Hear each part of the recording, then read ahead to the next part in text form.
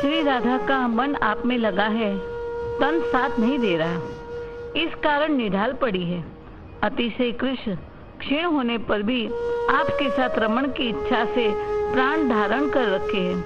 हे श्री कृष्ण, आपके साथ एक प्राण हो, मैं ही मधुसूदन हूँ, मैं ही श्री राधा प्राण हूँ, श्री कृष्ण हूँ। आप में तद्रूप हो आपके पुरुष को शोभनीय श्रृंगार, मुकुट, कुंडल, वनमाला आदि अलंकार धारण कर वो स्वयं माधव बन स्वयं का श्रृंगार देखती है। यहाँ कल्पना नहीं, सत्य में हो रहा है। कभी कभी राधे मुझे पूछती है, श्री हरि इस संकेत स्थान पर मुझे मिलने के लिए त्वरित क्यों नहीं आते? जब वह जल के भरे मेघ के समान स्निग्ध नील कांति वाले विपुल अंधकार को देखती है तो उन्हें लगता है कि श्री कृष्ण तुम आ गए हो, और उस स्निग्ध अंधकार को ही अंक में भर लेती है और चुम्बन करने लगती है। परंतु जब वे जान लेती है कि मैं जिसको आलिंगन कर रही हूँ, चुम रही हूँ, वो श्री कृष्ण नहीं प्रत्युत घना अंधकार है, तो वह अपने कृत्य पर लज्जित हो रोने कलपने लगती है। मेरे प्रियतम अभी तक क्यों नहीं आए, कहकर बिलखने लगती है। सखी राधा के प्रेमोन्माद का चित्रण करती हुई बोली, श्री राधा आपके रस सिंधु में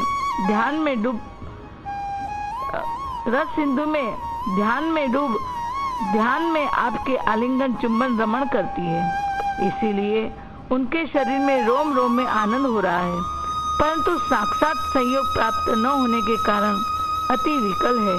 वह आपके आगमन की आशा में श्रृंगार सजती है, पुष्प सैया सजाती है, आपको न आते सो दुखी हो आभूषण उतार रोती बिलखती है, सैया हटा देती है, पुनः आशा बोध से श्रृंगार करती सैया सजाती है।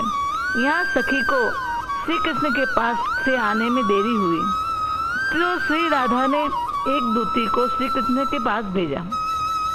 उस दूती ने संध्या समय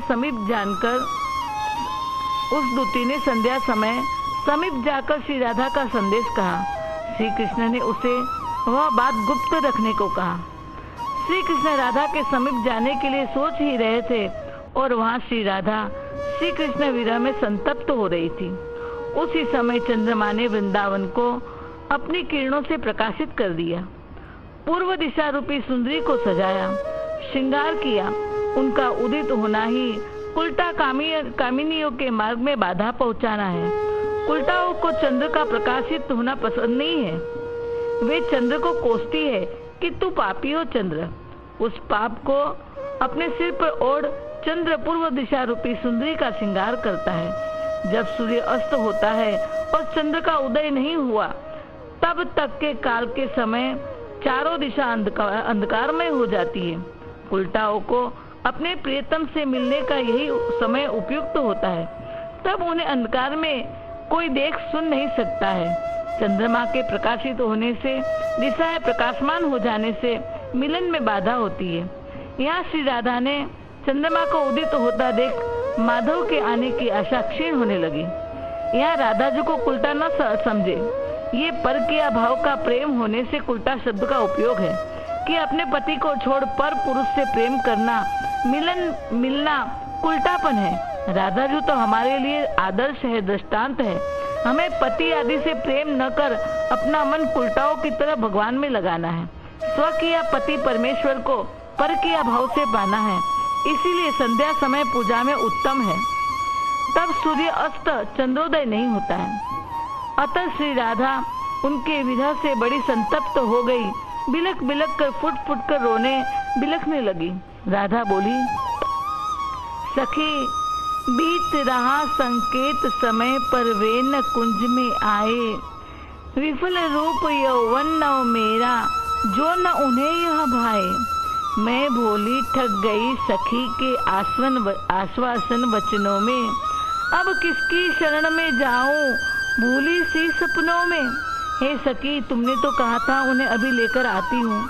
अब तो चंद्रमा गगन में अधिकाधिक उठता जा रहा है। मेरा रूप यौवन उनकी सेवा में न लगा तो सब व्यर्थ है। सखी, कितना भी ताप सहन करूं, अब यह शरीर धारण करना व्यर्थ है। मुझे मर जाना चाहिए। श्री राधे कहती है, सखी कितना विरह ताप सहन करूं, अब यह शरीर धारण करना व्यर्थ है, मुझे तो मर जाना चाहिए। मैं अचेत हो रही हूँ, मैं इस वसन में पीड़ित हो रही हूँ। वहाँ दूसरी ओर कोई सुकृतशालिनी गोपी किशोरी श्री कृष्ण के साथ रति क्रीड़ा का रसास्वादन कर रही है। उस विशाल विलासिनी के प्रेम पास में बंधे रमण करते हुए श्री कृष्ण इस संकेत भूमि में नहीं आए। ये आभूषण सारे मुझे जला रहे हैं, ये आभूषण नहीं रहे अभिशाप हो गए हैं, क्योंकि प्रिय ने उसे देखा ही नहीं। प्रिय देखे तो ये आभूषण सजना सार्थक, देखा नहीं तो अभिशाप है। हे कांत, दूसरे आभूषण की क्या बात करूं?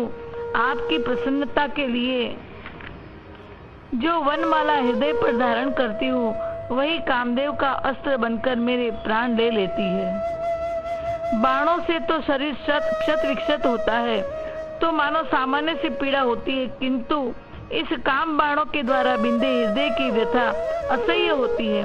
मैं यहाँ भयानक वेतस वन में जिनके लिए मैं प्रतीक्षा कर रही हूँ, वे मेरा एक बार भी स्मरण नहीं करते। हाय हाय, यह मेरा दुर्भाग्य है। संदेह संशय करती राधे ये वेतस लतागृह हम दोनों के मिलन का संकेत स्थान था, फिर भी वे क्यों नहीं आए?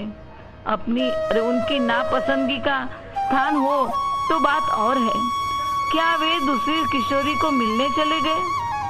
किंतु मेरे प्रति उनका अनुराग कम कैसे हो सकता है? क्या केली परायण और कला परायण उनके बांधवों ने उन्हें यहाँ आने से रोककर क्रीड़ावनी में ही रख लिया? यह भी संभव नहीं, क्योंकि वे अभिसार के समय को किस प्रकार भूल सकते हैं? ऐसा लगता है वे चतुर चूड़ामणि अंधकार की अधिकता के कारण मुझको प्राप्त न कर सकने के कारण मुझे इधर उधर ढूंढ रहे हो, परंतु हम तो इस स्थान में कई बार मिले हैं।